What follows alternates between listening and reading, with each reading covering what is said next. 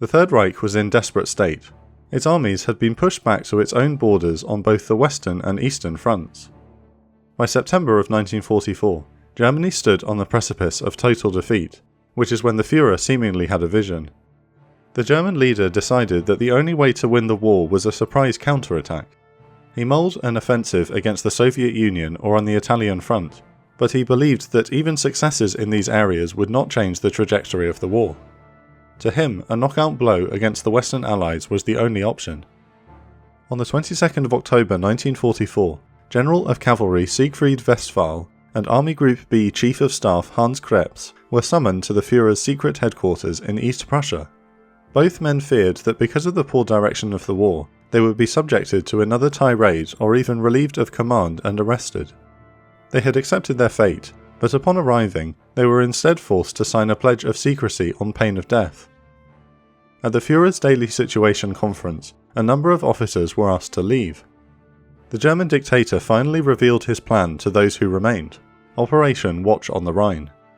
Germany, he told them, is about to launch one final offensive which will either win the war or seal its defeat. He ordered the Chief of the Army's planning staff, General Alfred Jodl, to prepare an operation which would smash through the dense Ardennes forest, outflank the Allied armies, and capture the Belgian port of Antwerp. This would cut off the Commonwealth armies in the north where they could be destroyed. German forces had used this invasion route in 1870, 1914, and even as recently as 1940, when the Wehrmacht trapped the British and French armies at the port of Dunkirk. The Führer hoped this decision would once again bear fruit. The plan was risky, and many German generals immediately recognised its flaws. The Führer had promised more than 2,000 aircraft to support the offensive, when in fact the Luftwaffe could barely raise half that number. This attack would use the last of Germany's strategic reserves, as well as its dwindling stocks of fuel and transportation. Even one of his most fervent supporters, Army Group B commander Walter Model, could see how the German army was not strong enough nor well supplied enough to launch such a massive offensive. Along with Gerd von Rundstedt, Commander-in-Chief of German forces in the West, Model worked out a smaller plan which, if successful, could have crippled the Allied armies in the Ardennes. Nonetheless, the Führer rejected the plan out of hand, arguing that its goals were too modest. He wanted and needed the largest victory possible to turn the tide of the war. The Army Chief of Staff for the Eastern Front, General Heinz Guderian, was stunned and alarmed by the planned operation in the west. The Red Army had several bridgeheads across the Vistula River in Poland, and would soon launch its planned winter offensive as soon as the ground froze, which would allow its tanks to move rapidly towards Berlin. He argued that the Reich's strategic reserves should be deployed in the east to hold the line, but to no avail. General Jodl explained to Guderian that, in our current situation, we cannot shrink from staking everything on one card. Despite the long odds, the German General Staff launched into preparations for one final attack. Strict radio silence was imposed across the Western Front, and Gestapo officers were deployed to keep a watchful eye on troops and local civilians. A fake headquarters was set up which transmitted phony orders indicating that the German forces were focusing on defensive measures, and fake units were invented to confuse Allied intelligence. Men and material were moved into the staging area at night, and ordered to remain indoors during the day to avoid enemy reconnaissance flights. In a more draconian measure, inexperienced men of the Volksgrenadier divisions were forced to turn over their identity papers, ensuring they would be executed as spies if they deserted. Despite the extensive activity, the operation had already shown its flaws. The severe lack of fuel and delays in bringing up ammunition meant that the attack had to be postponed from late November to December the 16th. Furthermore, feuding between the regular army and the SS had reached a tipping point. The assassination attempt on the Führer has made him distrustful of the regular army, and he instead gave SS units priority in equipment and logistics. The Wehrmacht's professional officers despised his meddling, but were powerless to stop it. 3 days before the units were to attack, Field Marshal Model remarked that the operation was the worst prepared German offensive of this war. While many senior officers doubted the offensive would succeed, many of the SS and Wehrmacht men in the field still held out hope. Indoctrinated by Joseph Goebbels' propaganda, They believed the coming attack had to be successful, or else all was lost. An SS officer wrote in his diary, "The only thing is to continue the fight until the last, even if everything is destroyed. Fighting until the last moment gives a people the moral strength to rise again. A people that throws in the sponge is finished for all time. That is proved by history." An officer in the 26th Volksgrenadier Division put it more bluntly, telling his men, "In 12 or 14 days we will be in Antwerp, or we have lost the war." Meanwhile, the Allies were supremely confident that there would be no action in the winter of 1944. The breakout from the D-Day landing beaches resulted in American and British forces routing the German armies in France. A sense of victory fever soon infected Allied high command, as many officers expected enemy resistance to collapse at any moment. However, the advance to the Reich's border came to a halt, as German forces inflicted heavy losses, first during Operation Market Garden in the north, followed by the bloody Battle of the Hurtgen Forest in the south.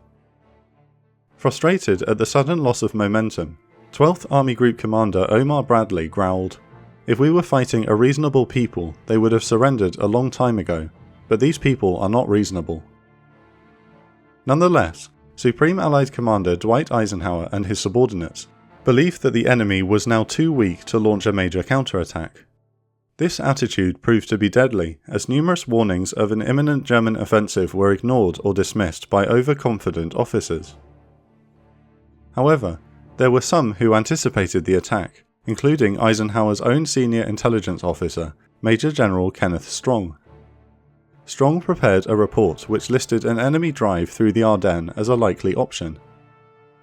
This information was passed to General Bradley, whose men were defending the sector, but the possibility was dismissed. Bradley had been one of the most competent officers in the war so far, but he was now too distracted by a feud with British Field Marshal Bernard Montgomery to properly assess the situation. The most prescient was Colonel Benjamin Dixon, the US First Army's senior intelligence officer. 6 days before the attack, he noted that morale amongst recently captured German prisoners seemed to be unusually high, despite their circumstances. Furthermore, Dixon interviewed a German-speaking woman who had seen enemy formations and bridging equipment in the Ardennes sector. On the 14th of December, 2 days before the offensive, Dixon officially predicted a major German attack and correctly identified the threatened area. Yet, he had previously made intelligence mistakes which damaged his reputation, and his warning was ignored. His superior officer instead ordered him to take leave in Paris the day before German panzers began their drive west. Critically, the offensive went undetected by Bletchley Park, the centre for Allied code-breaking. The implementation of a total communications blackout by the Fuhrer rendered one of the Allies' most valuable weapons useless, as there were no messages to intercept and decode. To further complicate matters, Allied High Command had become far too dependent on ultra-decrypts, which had accurately predicted Germany's moves throughout the war. Without this crutch, the strategic leadership was flying blind. On the other hand, poor signals and radio discipline during the drive across France had given the Wehrmacht an upper hand in the intelligence department. Following the end of the war, American intelligence officers were shocked to discover that the German army had correctly identified all but 2 US divisions in the west, along with their condition and location. The hard fighting in the Hurtgen Forest had left General Omar Bradley's 12th Army Group almost 18,000 men under strength, and brand new units such as the 106th Infantry Division were now occupying the front line. When the German forces launched their counterattack, they knew they would be attacking exhausted and inexperienced American forces. Yet even obvious signs of an enemy offensive were missed in the days leading up to the battle. German formations were observed moving into the Ardennes region, but the area was never given priority for air reconnaissance. German troops later expressed their amazement that the buildup had not been discovered, considering their assembly areas were full to the bursting point. Despite knowing of enemy formations moving into the Ardennes, American officers simply assumed that the Germans were replacing divisions rather than building up for an attack. Whereas the German army religiously follows strict radio silent, the Luftwaffe was the exact opposite. As early as September, Bletchley Park intercepted a report from the Japanese ambassador to Germany, which claimed that the Fuhrer planned to launch a western offensive once the Luftwaffe was able to rebuild its strength. Furthermore, Luftwaffe Chief Hermann Göring sent numerous messages throughout October and November authorizing German aircraft to assemble at bases close to the Ardennes region. One particular cable noted the transfer of an entire wing of ground attack aircraft from the Eastern Front to the west, an obvious sign that the offensive was imminent.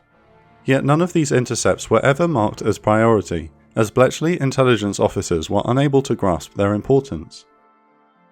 Finally, the evidence on the ground was overwhelming in some cases. The untested American divisions on the front line were able to hear constant rattling of tanks and mechanized vehicles, but their inexperience made them oblivious to the threat. Instead, General Bradley received complaints that GIs in their zest for barbecued pork were hunting boar in low-flying planes with Thompson submachine guns, rather than conducting proper reconnaissance patrols. Additionally, much of the local German population was still sympathetic to the Third Reich, yet were allowed to come and go through American lines as they pleased. Those still loyal to the Reich took advantage of the lax security and passed information about troop positions to the German forces. The Ardennes offensive came as a massive shock to Allied High Command, and their overconfidence blinded them to Germany's last great assault of the Second World War. Yet, their assumptions that the enemy was too low on fuel, too depleted and too vulnerable to air attack proved to be mostly correct. The Fuhrer chose to launch the offensive despite these shortcomings, which is ultimately why the Allies were able to prevail. Nevertheless, the mistakes made during the lead-up to the Battle of the Bulge is one of the most important cautionary tales of the Second World War.